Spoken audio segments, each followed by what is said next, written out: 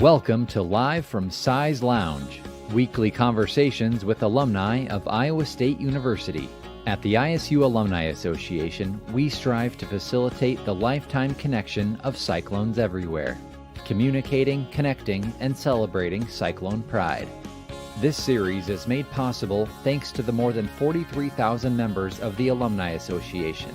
If you are interested in staying connected to the university and receiving all the benefits and services of being a member, visit isualum.org to learn more.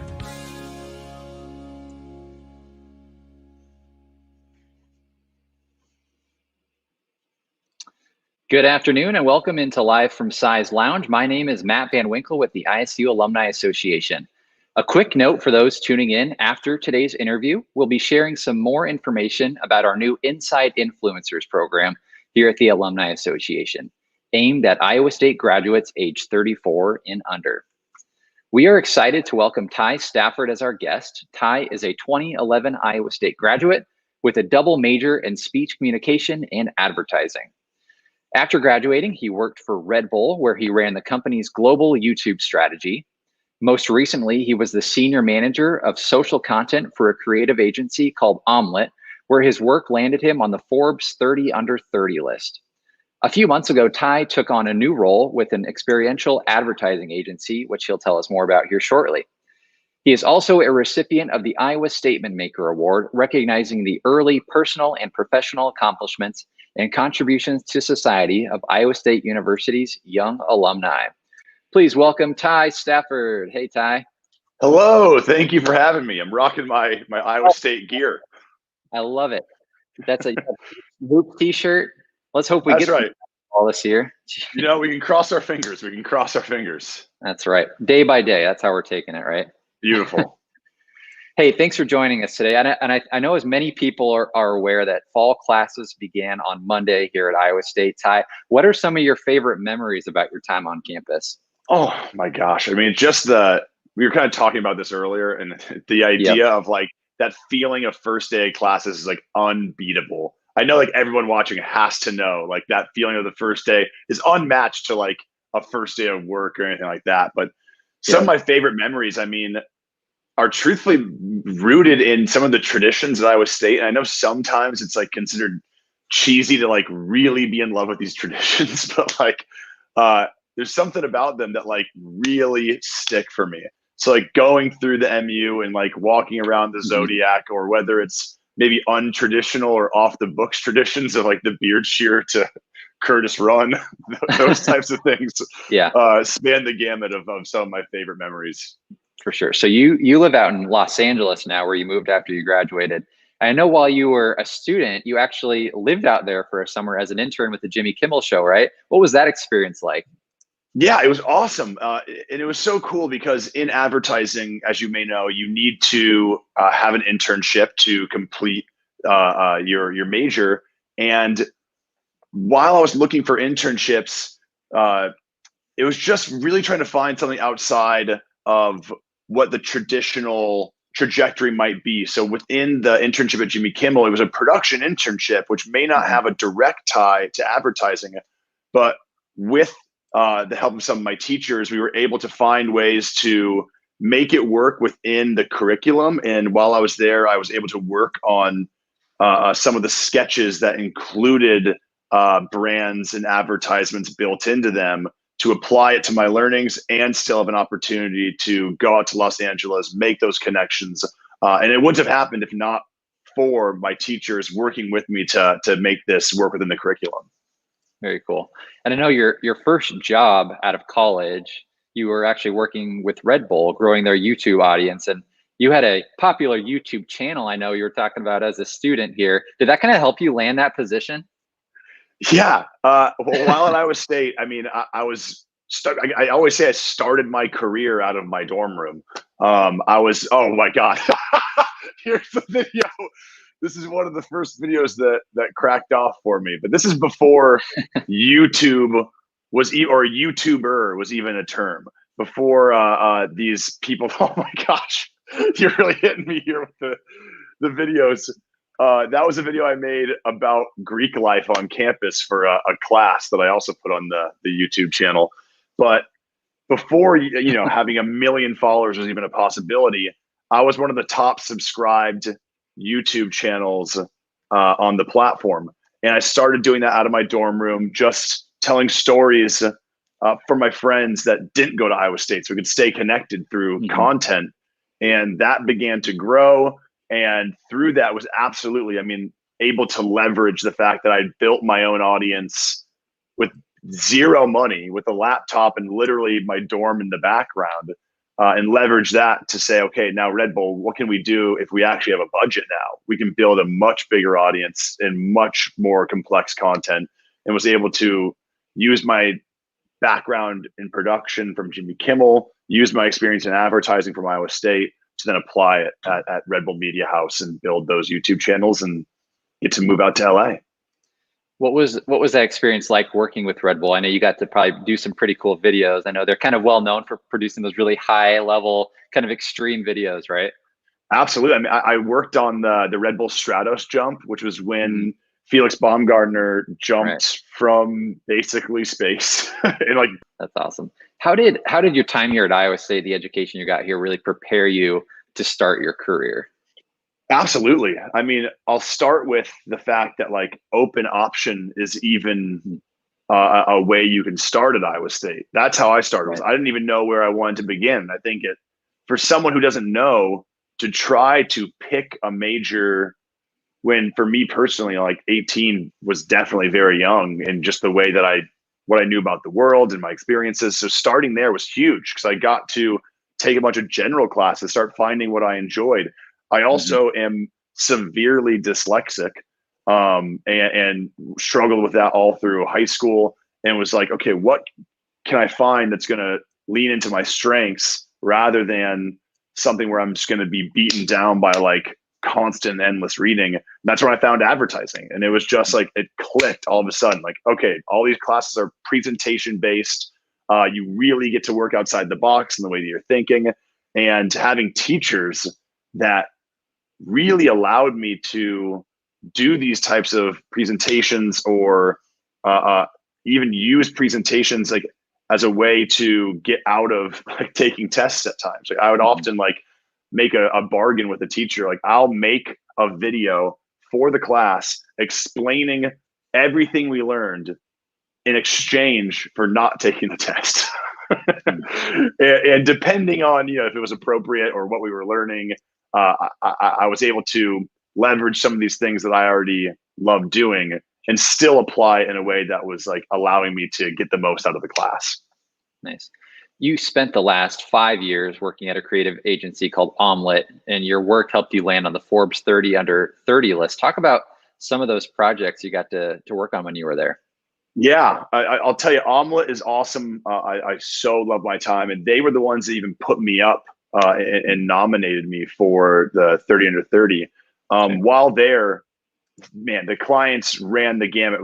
This is a clip from a Walmart project we worked on, but we worked on so many different ways into Walmart that were super interesting, and really got to use cool insights about the people that work at Walmart, the times a year that are really interesting for both shoppers and for the communities around these Walmarts, and go a little deeper in stories to what I'd probably call shared values storytelling. And that was just so neat to be able to do more than just a traditional ad, do more than just a traditional piece of branded content, but rather really get into deeper stories of how and why this community thrives, both from all the way down from store associates to people who are in those communities. That's awesome. Yeah, but also Pokemon. We did a Pokemon Super Bowl ad. Yeah. We worked on Nickelodeon, Teenage Mutant Ninja Turtles, countless video games, all these things that I grew up with, and was in to sit in a brainstorm, just throwing around ideas about Teenage Mutant Ninja Turtles is the ultimate way to spend your time. For sure. Yeah, some of those big brands, I'm sure there was a lot of people involved in those decision-making processes as far as the creative side of things, right? Of course. But that's ultimately where all the fun lies, is being able to just bounce ideas off of people who you really respect from a creative perspective. And like Hmm. before you go into that meeting, you owe ideas by Friday. And unlike a lot of other jobs, there's you start with absolutely nothing. Like Hmm. and you know that you have to create something out of thin air, which is both very rewarding at the end of the day, but also incredibly nerve wracking. Yeah. Particularly when you start. But when you're working on things like Nickelodeon and talking about SpongeBob, it makes it a lot easier. For sure. And I know you just started a new position at NVE, right? Tell us a little bit about that. Absolutely. NVE is an experiential advertising agency. So traditionally in the past, they had built brand experiences in the real world for people to engage with and kind of go a level deeper in immersing with the brand. Now, of course, this is like the weirdest time to like jump ship and go to an experiential agency, just because in a lot of places right now, we can't have large gatherings. We can't have certain elements that really you would traditionally think of experience. But I Hmm. came on to start a new part of the business. And that new part of the business being, how do we use content and how do we tell stories now that give you that same sort of emotional pull that you get at an experience? And really, who's to say that experience or experiential can't be through content? So as I'm joining now, getting just a huge opportunity to build a business within a business, as well as find a creative solution for a time like now when, we're talking about earlier, like working from home or whether you Yep. can go into big gatherings or not. There's just solutions to some of the ways that things have been going for that need to be solved. And this is just Sure. an awesome, fun way to do it. What's been the biggest challenge as we've kind of been dealing with the COVID-19 pandemic in your line of work, so specifically with advertising, so many businesses have been affected, some have really excelled, if you look at like grocery stores or Target, a lot of those essential stores really have been excelling, but I'm sure you've seen and heard a lot of stories of places that are really struggling and probably finding those new ways to reach people, right?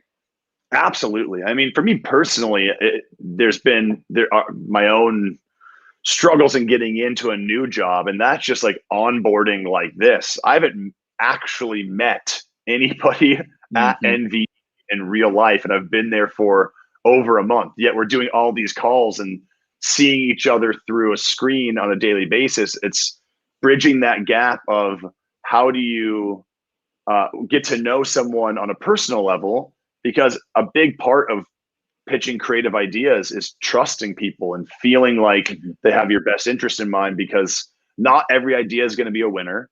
And being sensitive to that, because you need to give critical feedback without shutting down someone's like brainchild. So that in and of itself has been its own challenge, but one that's like been incredibly fun to figure out. And then, like you said, for brands, that everything's changed. Hmm. And so the willingness to pivot and the willingness to try new things and make small bets and Right. see where where you can flourish from there, I think is the way to go. Yeah, the game is completely turned on its head, right? It's completely changed these last few months. So Well, I was telling you before, but I'm going to say it live too. Big props to you for creating this platform. I've been watching it for the last couple of weeks, and I just love being able to stay connected this way, like seeing yeah, conversations unfold, yep. watching Well, yeah, interesting. Yeah, you see lots of those Zoom calls, Zoom conversations, which it's been great. People have been figuring out how to use them. This platform's really been great to connect with, cyclones everywhere across the country. Not necessarily people that are on one platform or another. We can really distribute this out to so many people and connect with so many different cyclones and tell their stories, just like you. So appreciate you giving us absolutely. some time. So For sure. so I know you were also telling me you were doing some really cool work, consulting with musicians and record labels to help bands find bigger audiences. How did you start getting involved with that? Totally. Yeah. I mean, through my time working at Red Bull and Omelette, I spent a lot of time on YouTube optimization, like the back end of YouTube, Hmm. understanding how do things get pushed into the algorithm? How do people discover new videos that they didn't know they wanted to see? I think we've all been there when we go to YouTube and just are randomly clicking on things and it ends up being a great video. How does that happen? And I was able to meet some of the developers at YouTube that build that algorithm, and over time made very good friends with them. I also had like director friends at Red Bull that like needed help with the back end of YouTube and would at one time my roommate was a director for Red Bull and he needed a video swapped out on YouTube. That's something you can't do. You can't change a video once it already has views. So he gave me a bottle of whiskey with a $100 band wrapped around it and asked me to give it to the developers at YouTube. I don't know if they did it or not, but they did.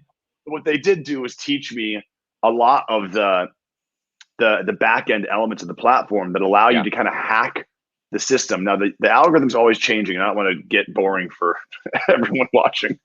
But what's really cool is that there are levers on the back end. If you're creating content for your brand, there are levers on the back end that have to do with your click-through rate, that have to do with your average watch time of a video, and then have to do with audience retention.